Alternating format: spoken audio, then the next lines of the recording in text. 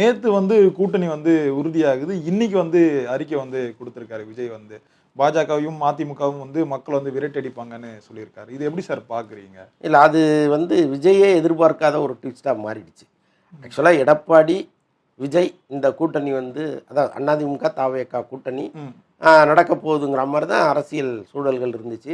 So அதனால தான் வந்து ஏடிஎம்கேவை எப்பயுமே டச் பண்ணாம திமுகவை மட்டும் பேசிட்டு இருந்தாரு.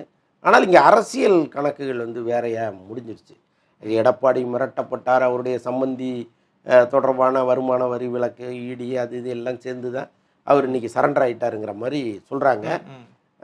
எடப்பாடி முகத்துலையும் ஈயாடல. நீங்க அமித்ஷா கூட ஒரு பேசாம ஒரு கூட்டணி வந்து உறுதி அதான் பண்ணிருக்காங்க. சொல்றேனே, அவர் என்னோட இழ வீட்டுக்கு போன மாதிரி உட்காந்துருக்காங்க ஒரு கூட்டணி அறிவிக்கிற இடத்துலையே.